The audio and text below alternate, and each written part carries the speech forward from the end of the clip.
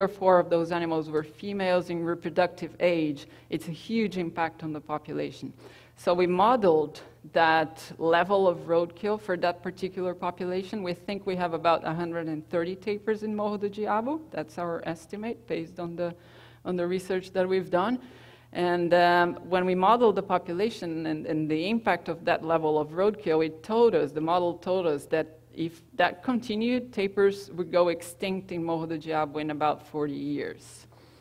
So we wrote a report. We sent that report to the managers of the park in the first place, in the regional level, in the state level.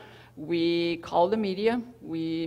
The news papers came, and the main result was that they very quickly got really scared with what they were seeing, and they installed speed radars all throughout the highway.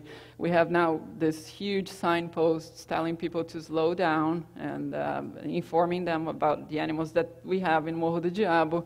We have a nice portal in the entrance of the park, so people actually know that they're entering a protected area. And the main result was that right now we have 1 tapir killed every 3 years.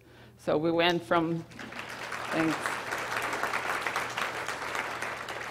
So we went from 6 per year to 1 every 3 years, and we modeled the population again. If that continues like that, tapirs are okay. They're going to be there for the next 100 years. So this is something we're very happy, we're very proud of.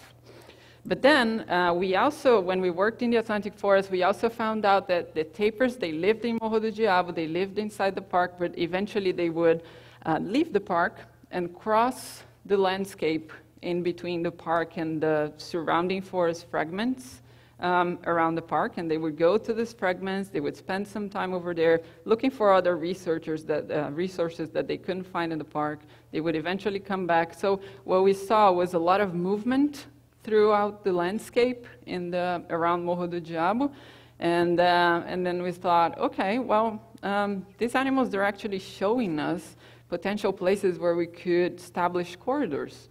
We could use these pathways that they're using to establish real, actual corridors so that tapirs could cross, other animals could move through the landscape.